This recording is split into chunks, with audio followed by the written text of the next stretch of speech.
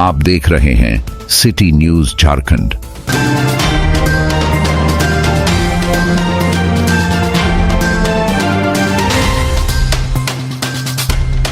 मंत्री के कार्यकर्ता की तरह काम कर रहे हैं डीसी और एसपी। चौपट हो चुका है कानून व्यवस्था। ये बातें कही गढ़वा के पूर्व विधायक सत्येंद्र नाथ तिवारी ने। गढ़वा शहर सहित जिले भर की कानून व्यवस्था पूरी तरह से चौपट हो चुकी है। शहर के व्यवसायी भय के साए में जीने को विवश है। व्यवसायियों को धमकी देकर खुलेआम उनकी जमीन लूटी जा रही है। खुद को आदिवासियों की हिमायती बोलने वाली हेमंत सरकार में लगातार आदिवासियों पर हमला हो रहा है। ये बातें भाजपा के पूर्व विधायक सत्येंद्र नाथ तिवारी ने बुधवार को अपने आवास पर आयोजित प्रेस वार्ता में कही। उन्होंने कहा कि जिले के डीसी और एसपी मंत्री मिथिलेश कुमार ठाकुर के कार्यकर्ता की तरह काम कर रहे हैं। इस शासन व्यवस्था में लोगों को न्याय मिलना संभव नहीं है। पूर्व विधायक के पास भैंसमरवा गांव के काफी संख्या में आदिवासी परिवार न्याय की गुहार लेकर पहुंचे थे। आदिवासी परिवार के सदस्यों ने पूर्व विधायक से कहा कि सोमवार की रात उक्त लोगों के साथ एक खास समुदाय के लोगों ने जमकर मारपीट कर घायल कर दिया। जब वे लोग आरोपियों पर केस करने के लिए थाना पहुंचते हैं तो थानेदार दूसरे पक्ष को बुलाकर उनसे भी आवेदन लेकर समझौता का दबाव बनाने लगा।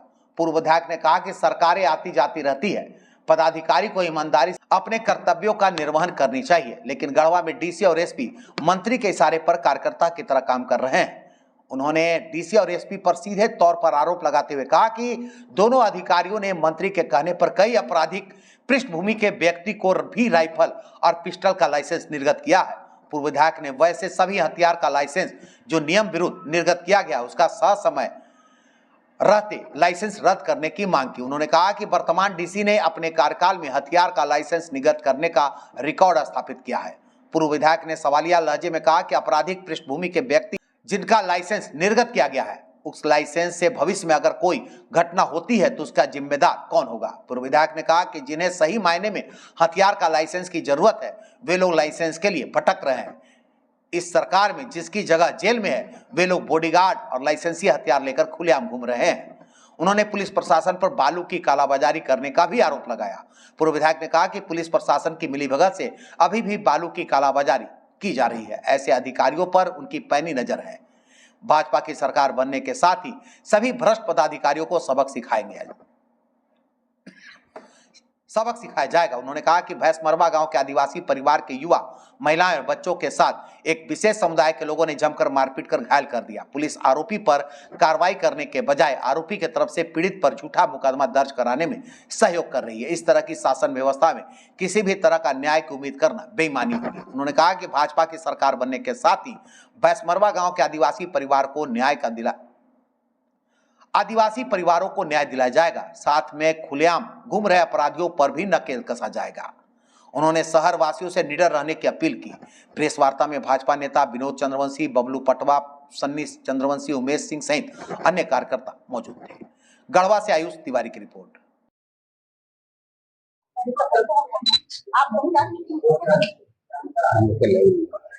आज का देखिए, यह जो पत्रकार वार्ता है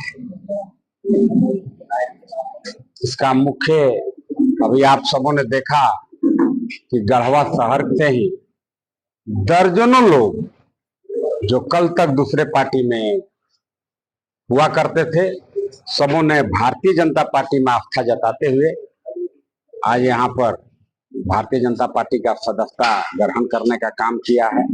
सबसे पहले जिन लोगों ने भी सदस्यता ग्रहण किया, भारतीय जनता पार्टी उनके उज्जवल भविष्य की कामना करती है। और आज इस प्रेस वार्ता में हम लोग के बीच उपस्थित हैं हमारे बड़े भाई गार्जियन विनोद चंद्रवंशी जी हैं, जिला के मंत्री आदरणीय बबली पटवा जी हैं, कार्यक्रम में युवा नेता आदरणीय सनी चंद्रवंशी जी हैं, आदरणीय उमेश भैया हैं, चामा पंचायत के पूर्व मुखिया जी हैं, भारतीय जनता पार्टी के काफी कर्मठ कर्तव्यनिष्ठ नेता आदरणीय प्रमोद चंद्रवंशी जी हैं। उपस्थित सभी लोगों के को मैं पहले धन्यवाद देता हूं, नमस्कार करता हूं। आप पत्रकार बंधुओं को भी दुर्गा पूजा की ढेर सारी शुभकामनाएं और बधाई देता हूं। अभी देखिए, भारतीय जनता पार्टी की ओर लोगों का काफी रुझान बढ़ा है। अभी हरियाणा चुनाव को ही आप देखें, कल के जनता के निर्णय को आप सहज आकलन कर सकते हैं कि वहां पर हैट्रिक लगाने का काम भारतीय जनता पार्टी ने किया था।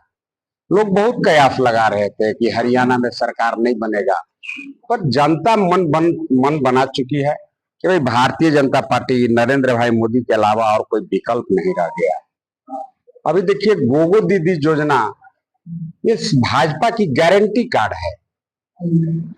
अब गोगो दीदी योजना में सबको पता है कि भाजपा वही कहती है जो करती है।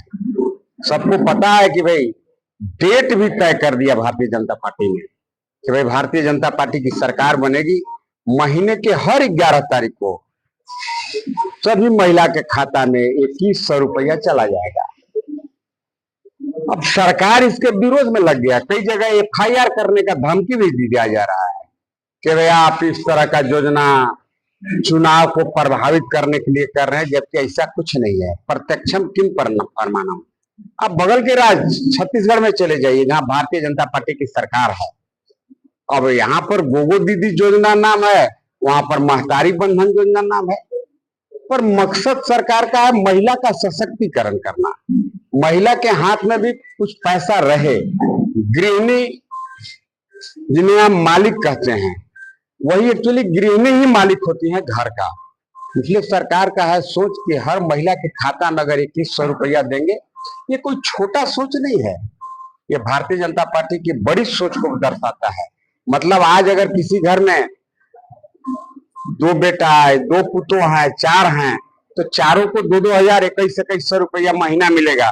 मतलब 8400 रुपया महीना घर में जब जाएगा तो निश्चित तौर पर महिलाएं सशक्त होंगी, मजबूत होंगी।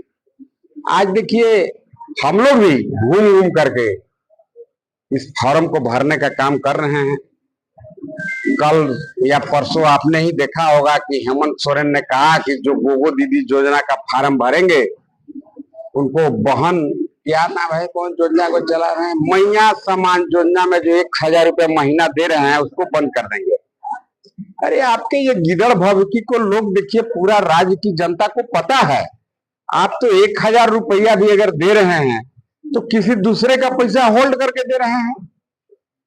अगर आपके पास पैसा है नहीं तो फिर आप वोट के लिए क्यों इतना नीचे गिरते हैं। अब 2 महीना वोट का बचा है, अब मैया समान योजना चला दिए। अब चर्चा तो यहां तक है कि भाई वृद्धा पेंशन का पैसा रोक करके सरकार दे रहा है, ससुर के पैसा रोक के पुतोह के पैसा दे दिया। इससे कुछ भला होने वाला नहीं है। सरकार इस तरह के गिदड़ भभकी खास करके भारतीय जनता पार्टी के कार्यकर्ता उसे सहने वाले या बर्दाश्त करने वाले नहीं है। मैं आप सभी लोगों के माध्यम से पूरे गढ़वा रंका विधानसभा की ही मैं बात करता हूं, सभी लोगों को आश्वस्त करता हूं, आपको कोई मुख्यमंत्री प्रशासन के भय, उसके भय के झांसे में नहीं आना है। ये गिदड़ भभकी है। ये भारतीय जनता पार्टी की सभी लोगों को पता है कि आने वाले दिनों में भारतीय जनता पार्टी की सरकार बनेगी और इस गिदड़ भभकी का जवाब भी भारतीय जनता पार्टी अवश्य देने का काम करेगा। प्रमुख बात, गढ़वा का देखिए कानून व्यवस्था हम कह सकते हैं पूरा डिरेल्ड है। इतना डिरेल्ड है कि अभी आपने देखा होगा 2 दिन पहले भैंसमरवा के आदिवासी समाज के लोग, वो एक खास समुदाय विशेष के लोग जिस बेरहमी से पशुवत व्यवहार किए, हम कह सकते हैं पशु के साथ भी उस तरह का घृणित काम करना अच्छा नहीं है। उसमें महिलाएं भी हैं।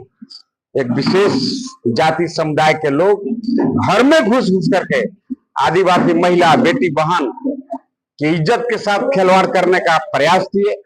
कई लोगों को मार करके घायल कर दिए और घायल करने के बाद यहाँ पर बेचारे जब थाना में केस करने आए, अस्पताल इलाज कराने के बाद जब केस करने गए, लेकिन वही मंत्री जी है, मंत्री जी तो हमको लगता है कि रावण से भी एक मुठा ऊंचे रंगदार है।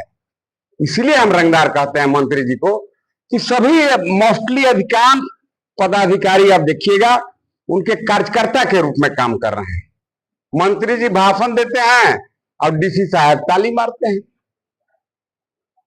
थाना में क्या मजाल है कि बिना मंत्री के इशारे के एसपी साहब केस कराते हैं।